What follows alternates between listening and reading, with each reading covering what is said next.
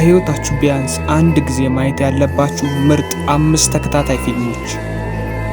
ሰላም እንዴት ናችሁ? ዛሬ ደግሞ ዓለም ላይ የተሰሩ ምርጥ 5 ተከታታይ ፊልሞችን ይዤላችሁ መጥቻለሁኝ። አብራችሁን ቆዩ። ቪዲዮን ስለምትወዱት ላይክ በማድረግ ጀምሩ። አምስተኛ ብሬኪንግ ባድ።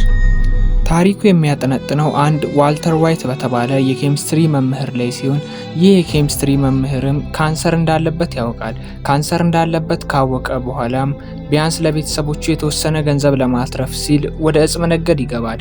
ነገር ግን ነገሮች ወዳልታሰቡ ሁኔታ ያመራሉ። የክራይም ድራማ አድናቂ ከሆናችሁ ብትመለከቱ ደስ ይለኛል። አራተኛ ስኩዊድ ጌም።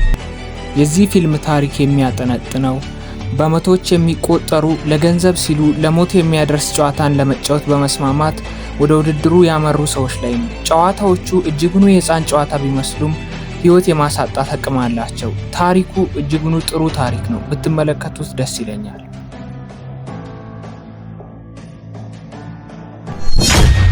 ሶስተኛ ጌም ኦፍ ትሮንስ። ይሄ 8 ምዕራፍ ያለው ተከታታይ ፊልም በዓለም ላይ ከፍተኛ አድናቆትን ካተረፉ ፊልሞች መካከል ይመደባል። ታሪኩ የሚያጠነጥነው በድሮ ዘመን ይኖሩ የነበር የንጉሳውያን ቤተሰብ ሽኩቻ ላይ ነው።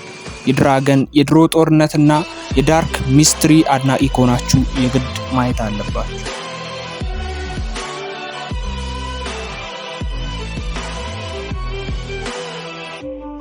ሁለተኛ ሎክ ኤንድ ኪ። ከአባታቸው መሞት በኋላ ቤተሰብ ወደ ገጠር ቤታቸው ያመራሉ። ነገር ግን ቤቱ ካሰቡት በተለየ መልኩ በተለያዩ የአስማት ቁልፎች የተሞላ ነው።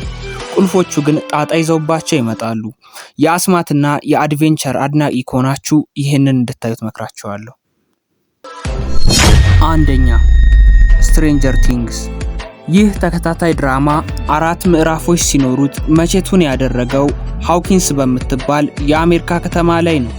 ታሪኩ የሚያጠነጥነው ደግሞ ኤሌቨን የምትባል ቴሌኪኔቲክ ፓወር ያላት ልጅ ከ4 ልጆች ጋር ከተዋወቀች በኋላ በሚያጋጥማቸው እንግዳ ነገሮች ላይ ነው። ከግልባጩ ዓለም የሚወጡ ፍጥረታት፣ አደገኛ አውሬዎች እንዲሁም ራሱ የግልባጩ ዓለም እጅጉኑ ምርጥ ተከታታይ ፊልም ነው። ተመልከቱት።